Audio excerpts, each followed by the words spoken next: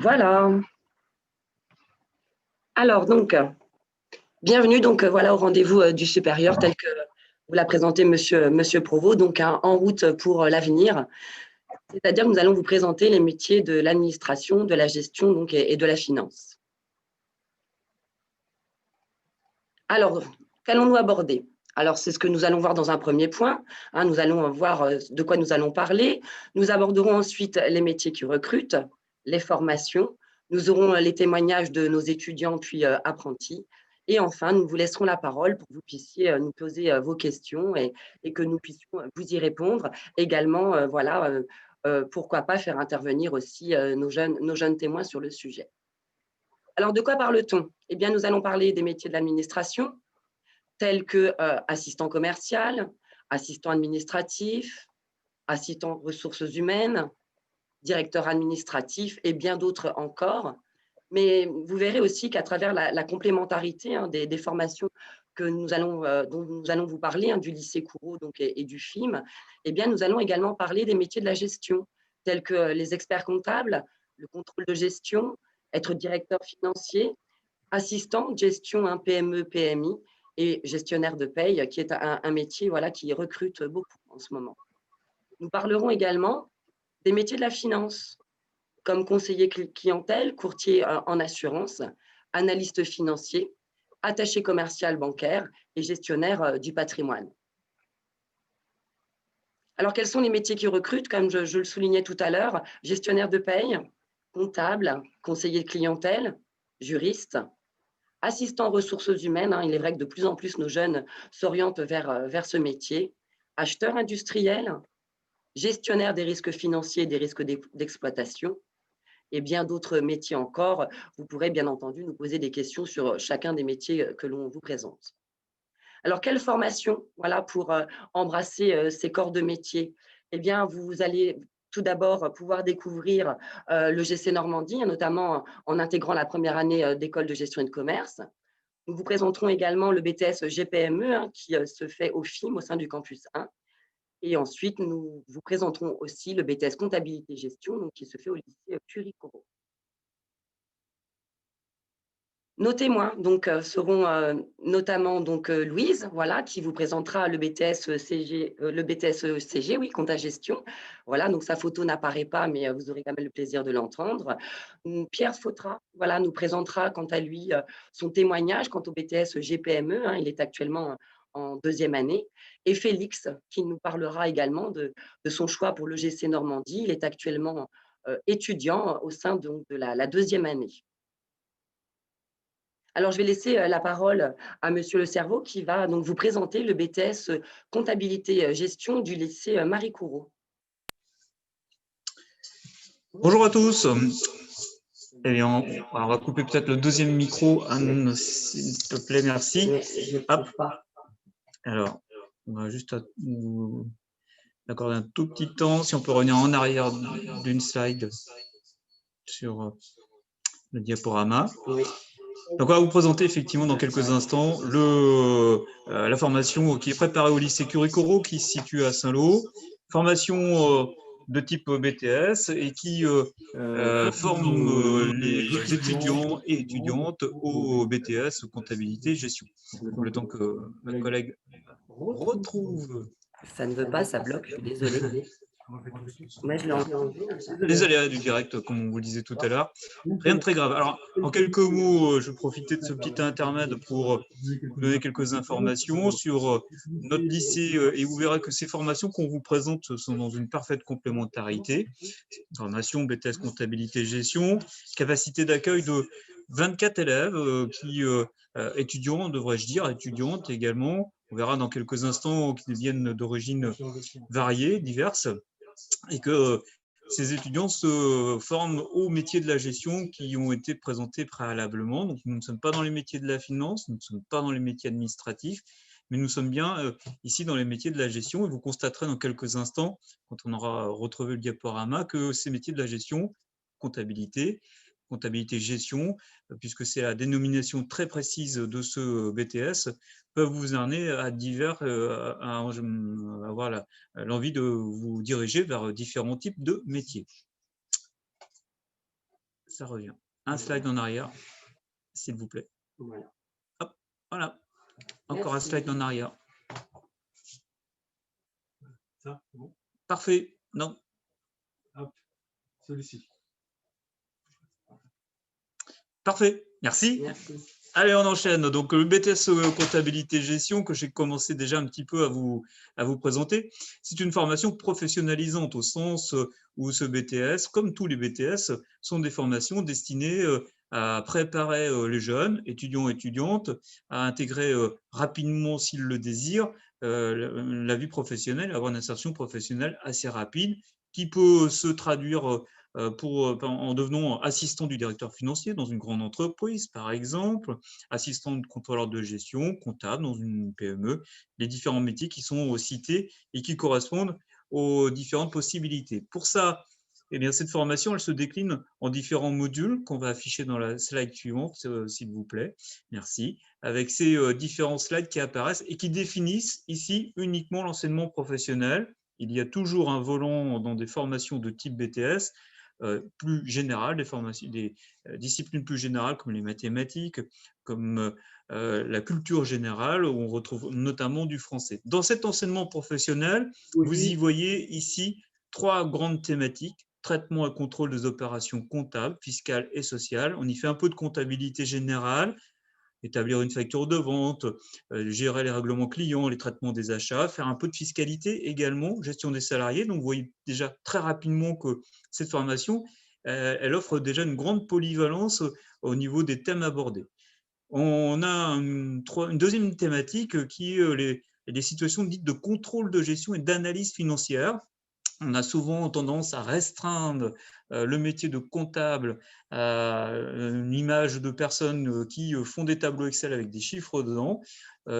C'est un métier qui est beaucoup plus complexe que celui-ci et on y fait très très souvent et on se destine aussi à faire de l'analyse financière, c'est-à-dire permettre d'avoir une analyse des coûts, de déterminer de manière prévisionnelle une gestion budgétaire, aider aussi un chef d'entreprise à prendre des décisions grâce à cette analyse financière. Donc, toutes ces formations abordent aussi différents champs. Et il y a aussi une part importante accordée aux ateliers professionnels où les étudiants et étudiantes ont la possibilité de travailler en groupe pour travailler et mettre en œuvre autour des thèmes concrets, des thèmes d'études réelles, et bien, de mettre en œuvre tous les savoirs qu'ils ont pu aborder dans les cours précédents. On va passer au slide suivant, s'il vous plaît.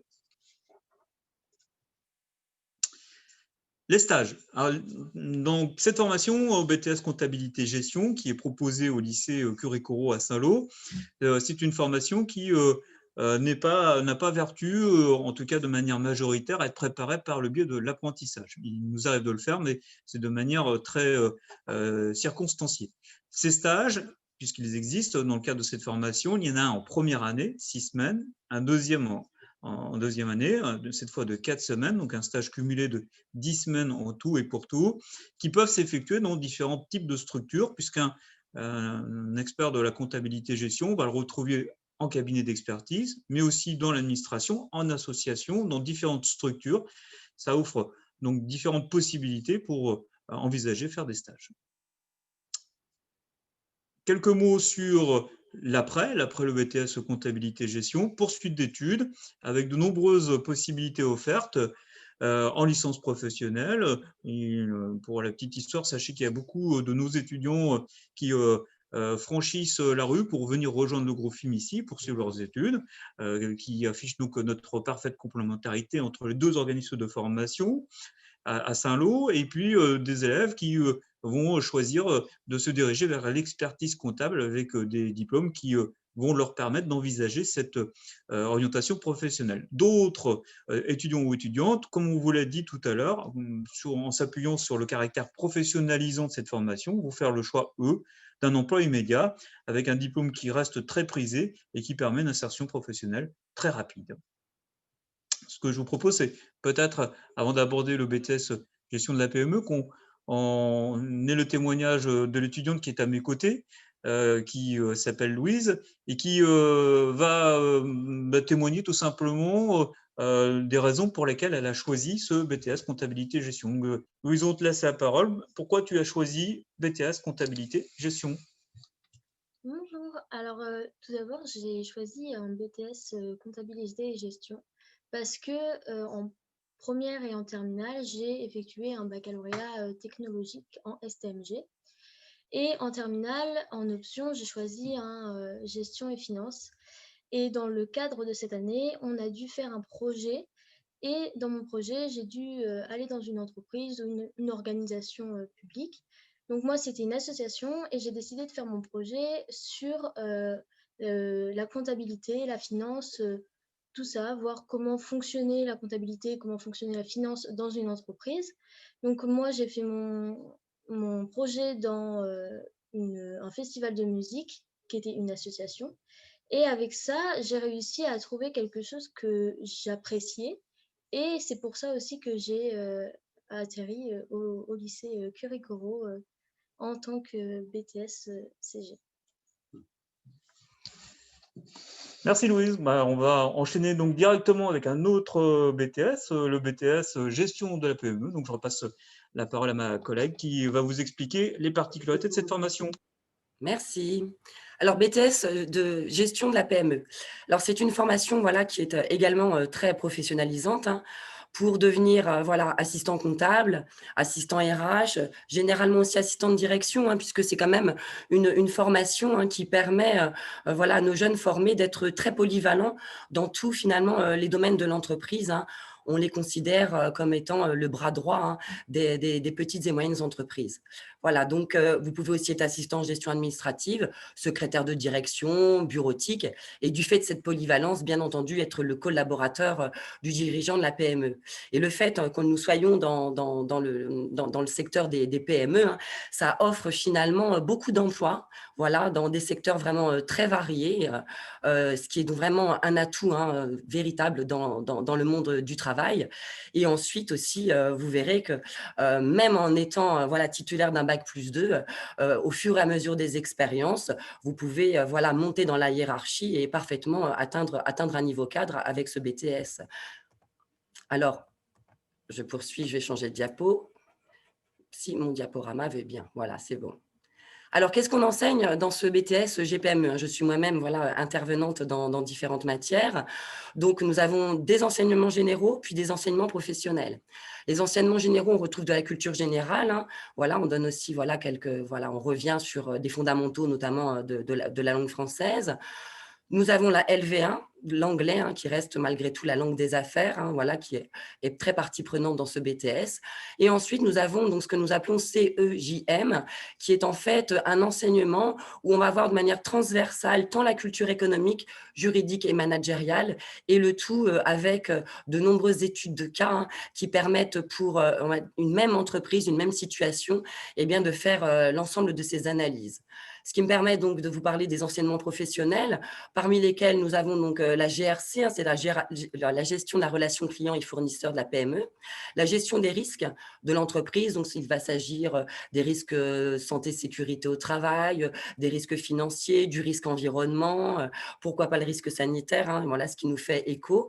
Nous parlons également de la gestion des ressources humaines et ensuite nous avons un enseignement très transversal qui s'intitule « Soutenir le développement et le fonctionnement de la PME » dans laquelle vous allez retrouver quelques modules relatifs notamment à l'organisation et la planification des activités. Vous voyez comment aider le dirigeant, par exemple, pour organiser des événements en interne ou des événements en externe, tels que des salons, par exemple, ou des déplacements à l'étranger.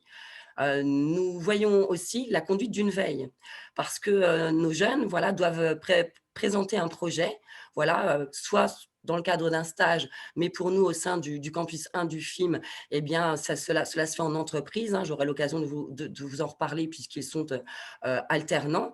Donc, ils conduisent un projet en entreprise et pour pouvoir présenter ce projet, voir la viabilité de celui-ci, il faut bien entendu faire une veille. Et nous voyons également les aspects de la comptabilité. Alors, cette formation s'effectue au FIM Campus 1 en alternance. Voilà, elle se fait sur 2 années dans le cadre d'un contrat d'apprentissage dans des entreprises du territoire manchois, essentiellement, au sein d'associations également, mais aussi des établissements publics de l'agglomération saint-loise. Alors, quel est le rythme de l'alternance, hein? Le rythme hebdomadaire.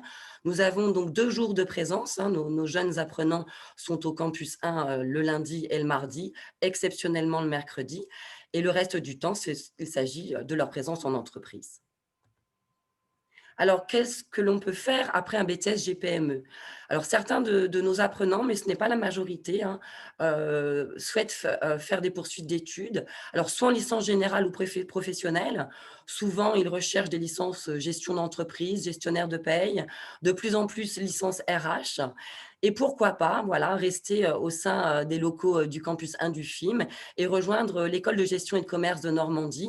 Et à partir de la validation d'un bac plus 2, nous pouvons très bien intégrer ce bachelor, hein, qui se fait donc en 3 années, l'intégrer dès la 3e année, qui est essentiellement orienté vers la gestion, bien entendu, et un projet création d'entreprise.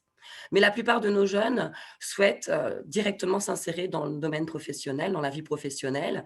Cette formation polyvalente s'y prête parfaitement, hein. Voilà, c'est également, hein, comme le BTS-CG, un diplôme qui est très prisé.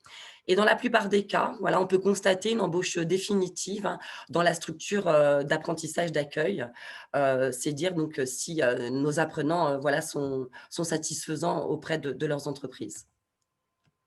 Alors, je vais laisser la parole, hein, je ne vais pas aller trop vite, à Pierre, voilà, Pierre Fautra, donc, qui voilà, fait partie de notre promotion 2e année. Donc Pierre, pourriez-vous, voilà, comme Louise l'a fait, nous expliquer les raisons pour lesquelles vous avez choisi ce BTS, quelle est votre alternance aussi, quels sont les avantages peut-être et les inconvénients, hein, parce que ce n'est pas toujours simple, je pense, d'allier le travail en entreprise et le cursus, bien entendu.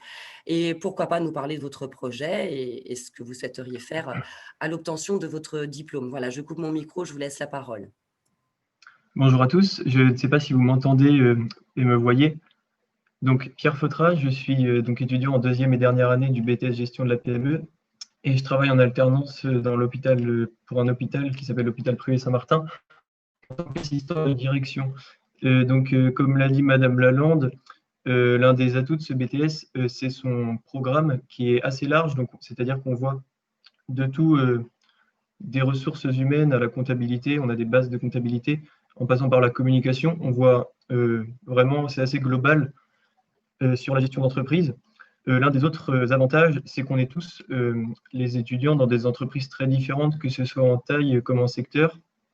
Et donc, nos expériences se complètent, je dirais, dans le sens où on a toujours des anecdotes ou des apports lorsqu'on voit de la théorie en cours, c'est pas de la simple théorie, on a toujours des apports. Les formateurs aussi ont toujours des anecdotes, vu qu'ils ont beaucoup d'expérience.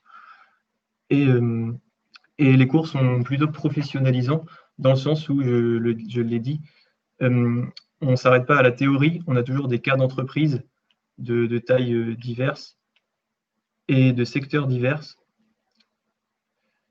Pour ce qui est de mon projet, Madame Lalande l'a dit,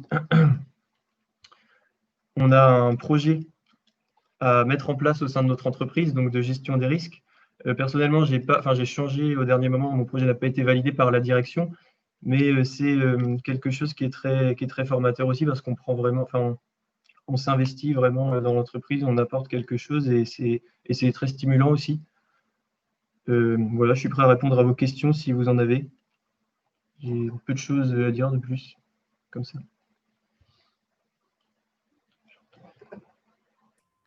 Merci, merci pour vos témoignages, Pierre. Il y aura probablement des questions, voilà, après que nous ayons poursuivi cette présentation.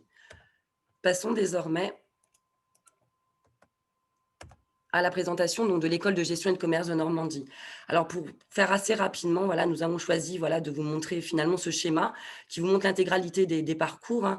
Quand on est bachelier, voilà, sur concours, vous pouvez intégrer donc l'école de gestion et de commerce dès la première année sous le statut d'étudiant. À partir de la deuxième année, vous pouvez soit maintenir ce statut étudiant ou bien alors choisir la voie de l'apprentissage et donc poursuivre tout naturellement votre troisième année sous le statut d'apprenti. Il est aussi possible, quand on a validé un bac plus 2, mais que nous n'avons pas, comment dirais-je, un bac plus 2 qui est sur un parcours équivalent donc, à l'école de gestion et de commerce, c'est-à-dire gestion et commerce, vous pouvez intégrer la deuxième année, voilà, pour pouvoir reprendre les fondamentaux qui n'auraient pas été acquis dans le cadre de votre BTS. Et ensuite, voilà, d'autres possibilités. Vous pouvez très bien partir sous le statut d'apprenti en troisième année, ou bien alors rester étudiant en troisième année.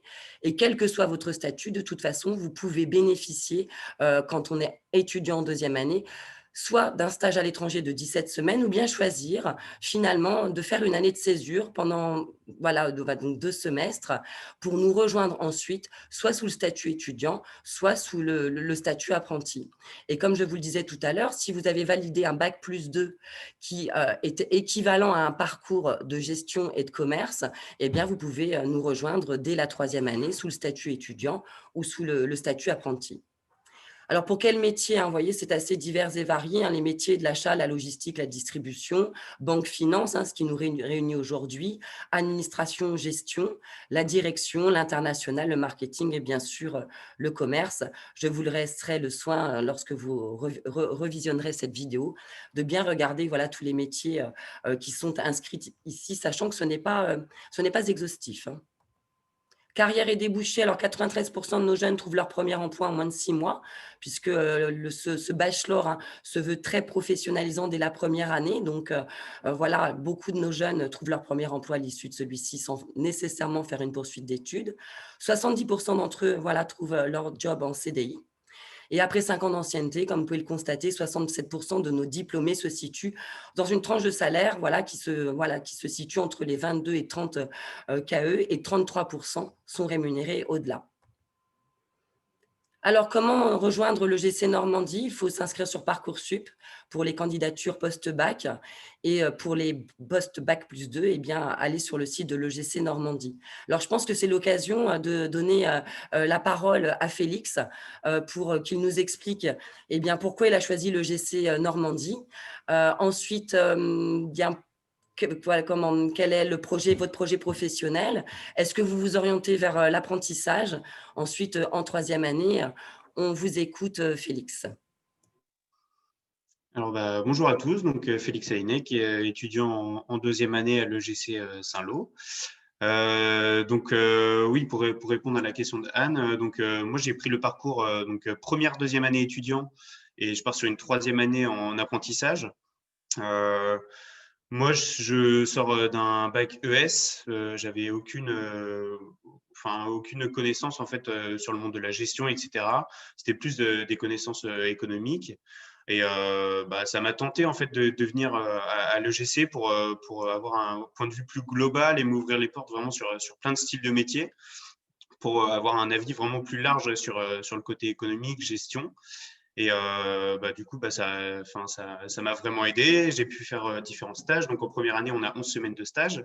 J'ai pu faire un stage dit ouvrier, ensuite un stage je sais plus, c'était 8 semaines, c'est ça?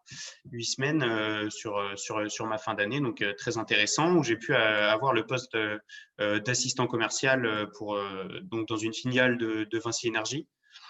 Donc, c'est super formateur de pouvoir faire des stages comme ça parce qu'on se rend compte, en fait, sur le terrain des missions qui peuvent nous être données. Et en fait, ce qu'on voit en cours, on le met en application sur les lieux de travail. Donc, tout de suite, c'est super intéressant. Et puis, c'était vraiment ce que je recherchais en venant ici dans cette école-là. Et puis voilà, ça m'ouvre les portes aussi sur d'autres styles de métiers. L'apprentissage que je recherche, je ne sais pas si je vais rechercher encore un truc dans l'administration, ou est-ce que ce sera plus vraiment la commerciale, avoir un vrai poste de commercial plutôt que d'assistant commercial du coup. Donc voilà, c'était vraiment pour avoir un point de vue plus global, le fait d'avoir des cours de gestion, d'analyse financière, tout ça, ça m'a fait un peu mûrir dans mon projet, et ça me donne des visions plus claires sur tous les métiers possibles.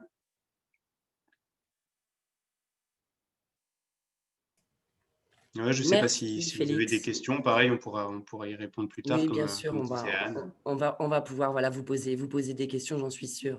Alors effectivement, voilà, comme voilà, le soulignait Félix, c'est la polyvalence aussi des enseignements, hein, puisqu'on a des enseignements en marketing, en management, en gestion, en politique commerciale, et on retrouve aussi d'autres options, beaucoup de travaux de groupe, hein, projet création d'entreprise notamment, hein, que vous faites en deuxième et troisième année, hein, et qu'on peut ambitionner en réalité à l'issue de la troisième année, de la stratégie digitale également, il y a également de l'économie, les langues étrangères, bien entendu.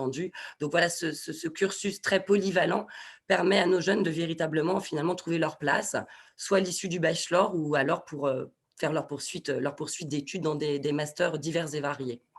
Alors, vous le voyez ici, s'affichent les dates de concours, 7 avril 2021 et 17 avril 2021. Et donc, pour aller plus loin, voilà, si vous souhaitez avoir davantage de réponses sur le BTS CG, vous trouvez donc les coordonnées de Monsieur Le Cerveau qui s'affichent ici, et notre responsable de programme au sein du campus 1 du film, donc est Madame Deshog, et vous retrouverez également les coordonnées. Alors, je vous laisse voir aussi hein, que nous aurons des portes ouvertes, et je laisse à Monsieur Le Cerveau le soin de vous en parler. Oui, un petit mot donc sur les portes ouvertes et leur organisation, mais forcément un petit peu particulière cette année au regard des conditions sanitaires. Un premier rendez-vous qui vous est proposé le mercredi 10 février après-midi sur rendez-vous.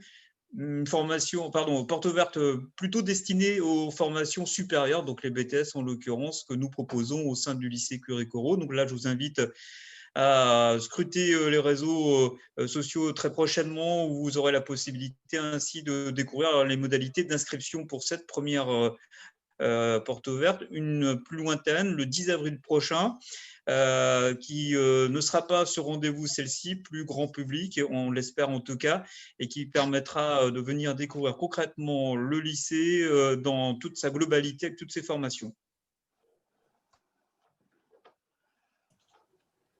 Alors, s'agissant du film, voilà, les portes ouvertes se font sur rendez-vous hein, sur le site que vous découvrez là, www.film.fr. Si vous êtes intéressé par l'EGC, vous pouvez également aller sur le site de l'EGC Normandie. Et donc, ces portes ouvertes se font sur inscription voilà, pour le samedi 30 janvier 2021 et elles auront lieu en présentiel. Et les suivantes auront lieu donc le samedi 27 mars 2021. Alors, c'est le moment voilà, de se livrer au jeu des questions-réponses. Donc, Monsieur Provost, nous allons voilà, vous laisser la parole. Il faut toujours une première question. Voilà, il faut toujours une première question. Donc, je vais me permettre de poser la première question. Et ça entraînera peut-être des questions de la part des autres participants. Donc, je m'adresserai aux apprentis et aux étudiants qui ne sont peut-être pas originaires nécessairement de Saint-Lô et donc qui sont venus à Saint-Lô. Donc, vous dessinez une carrière dans les métiers de la gestion, des finances, des organisations. Et vous avez décidé de vous former pour ces métiers-là à Saint-Lô. Alors, comment ça se passe, la vie étudiante à Saint-Lô? C'est pareil ou pas? Donc, je vais répondre. Pour moi, c'est vrai que moi, je viens de Bretagne. Je suis breton, je suis de Lannion, au-dessus de Guingamp. Venir à Saint-Lô, c'était Donc, un vrai choix. breton, hein? Un vrai breton. Ouais, c'est ça, de pure souche. Non, moi, c'était un vrai choix de venir à Saint-Lô parce que je ne me sentais pas d'aller en grande ville. Déjà parce que je pense que je n'aurais pas été extrêmement productif, me connaissant un peu. Et non, c'était un vrai choix de venir à Saint-Lô. Pourquoi? Parce que l'école, comme j'ai pu le dire précédemment, elle est vraiment très globale. Elle nous offre vraiment beaucoup de possibilités. Et aussi, de par la vie étudiante, parce qu'on a vu qu'aux portes ouvertes, par exemple, quand j'étais venu, on m'avait dit qu'il y avait beaucoup de sorties, que l'école elle était très très très familiale, donc on rencontrait plein de monde, etc. J'ai fait partie du BDE, donc Saint-Lois Unicorn l'année dernière, où j'ai pu rencontrer plein de monde. Donc moi c'était vraiment dans cette optique-là de me sociabiliser un peu plus, on va dire, dans une petite ville qu'en grande ville, où je pense que ça m'aurait un peu nui sur la durée.